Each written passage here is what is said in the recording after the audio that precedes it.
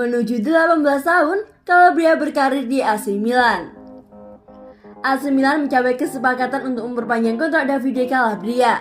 Bek kanan andalan Stefano Pioli itu pun akan menghabiskan 18 tahun di Rossoneri. Finish di peringkat kedua Serie A Italia musim lalu dan dengan demikian lolos ke Liga Champions musim depan. AC Milan menjalani bursa transfer musim panas ini dengan kesibukan tinggi.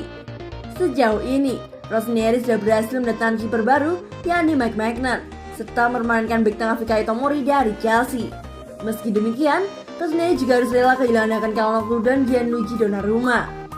Kedua pemain andalan itu meninggalkan San Siro secara gratis usai kontrak mereka habis pada 30 Juni lalu dan gagal mencapai kesepakatan soal perpanjangan. Tak ingin kehilangan pemain andalan lagi, tim asuhan Stefano Pioli pun bergerak dengan cepat. Dilansir dari Football Italia, manajemen AC Milan kini tengah mencapai kesepakatan untuk memperpanjang kontrak Davide Calabria. Seperti yang diketahui, meski sempat diragukan, Davide Calabria justru sukses menjadi pilihan utama Stefano Pioli di sektor bek kanan musim lalu. Pemain Italia itu tercatat tampil di 39 pertandingan di semua kompetisi dan menyumbangkan 2 gol serta 2 assist. Kontrak Calabria sendiri akan berakhir pada tahun depan, tepatnya pada Juni 2022. Namun manajemen klub dan sang pemain kini telah sepakat untuk memperpanjang kerjasama hingga Juni 2025 nanti. Ia sendiri merupakan alumni Akademi AC Milan. Ia bergabung dengan Rossoneri pada 2007 ketika masih berusia 10 tahun. Usai membela Rossoneri di berbagai kelompok usia, ia akhirnya menjalani debut di tim utama pada 30 Mei 2015 menghadapi Atalanta di Serie A Italia. Sejak saat itu, Calabria sudah membela Rossoneri dalam 151 laga selama 7 musim. Jika berhasil menjalani kontrak barunya hingga Juni 2025 nanti, maka Calabria akan bertanding di San Siro hingga usianya 28 tahun dan menghabiskan 18 tahun sebagai pemain AC Milan. Sang bek kanan sendiri yakini masih akan jadi pilihan utama Stefano Pioli di musim depan, seiring penampilan apiknya musim lalu.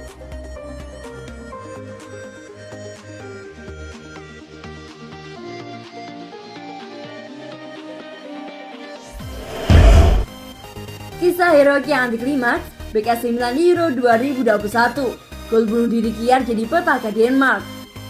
Kisah heroik tapi anti klimaks dimiliki oleh palang pintu pertahanan Denmark yang juga menjadi bagian dari AC Milan, Simon Kjær.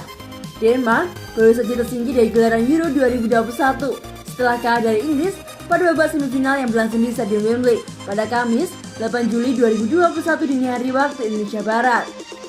The Three Lions berhasil menyingkirkan dinamit Denmark dengan skor 2-1. Nama Simon Kjær sendiri makin melambung dalam gelaran Euro 2021 bersama timnas Denmark.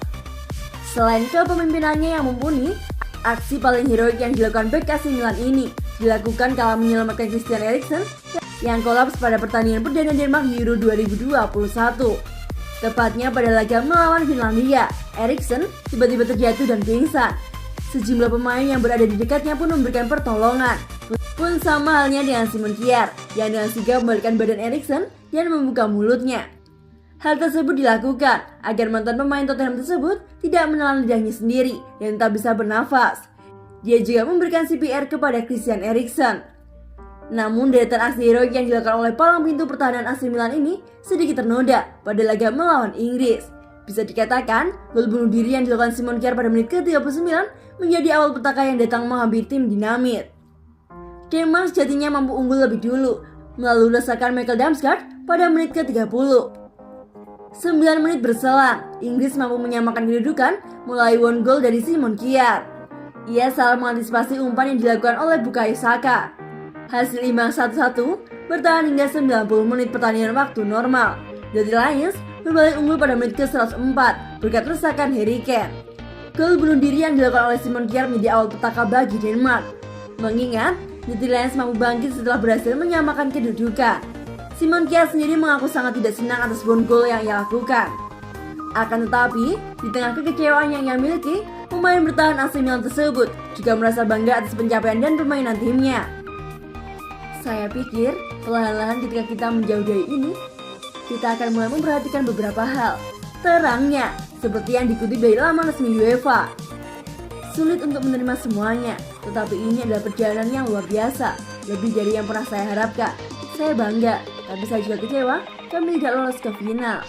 Pungkas Kjær.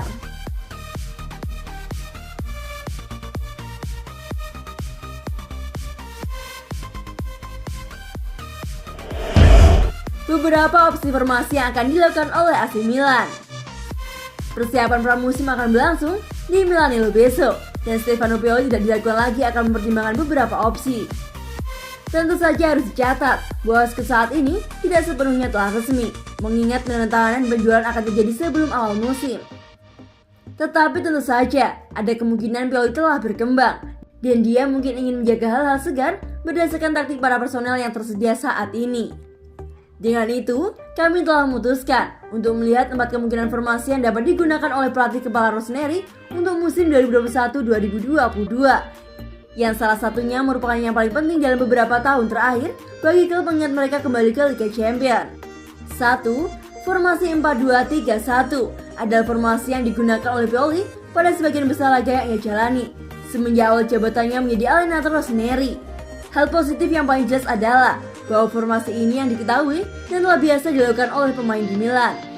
Ini juga menunjukkan kekuatan tim yang merupakan garis pertahanan tinggi, gaya menekan, bek sayap yang agresif, dan memiliki 4 penyerang yang dapat dengan cepat melakukan serangan balik.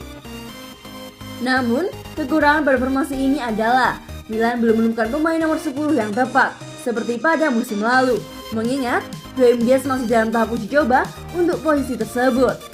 2. Formasi 4-3-3 adalah formasi yang sangat familiar bagi Milanisti selama beberapa tahun terakhir, dengan manajer seperti Vincenzo Montella dan Gennaro Gattuso yang memutuskan untuk menggunakannya.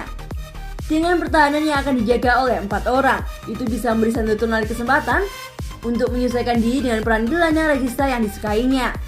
Pemburuan gelandang serang baru tidak akan begitu menentukan, dan itu bisa dimanfaatkan untuk memainkan pemain seperti Tommaso Pobega untuk mengeluarkan kemampuan terbaiknya. Namun kekurangannya adalah Pioli tidak akan bisa memaksimalkan kekuatan terbesarnya saat ini yang berada di kedua bek sayap mereka. Dan juga formasi ini akan menimbulkan keadaan yang membingungkan bagi Brahim Diaz. 3. Formasi 3-5-2. Ini mungkin formasi yang paling berani dari formasi yang kita bahas. Tetapi, kita telah membahas dengan sangat rinci melalui analisis taktik mengapa beralih ke pertahanan 3 orang bisa memperbaiki banyak kekurangan Milan. Dengan menempatkan 3 bek di belakang, maka Pioli bisa mencoba untuk memainkan Romagnoli, Tonali, dan Kiar secara bersamaan. Dan hal ini akan memberikan keleluasaan pada diri Calabria dan Theo untuk membantu serangan AC Milan dan menciptakan lebih banyak asis untuk Rossoneri. Namun, kekurangan pada formasi ini hanyalah para pemain belum terbiasa dengan formasi ini karena sebagian besar laga tersebut dilakukan dengan formasi 4-2-3-1. Mungkin formasi ini dapat dicoba pada saat Milan menghadapi Lille pada laga pramusim nanti.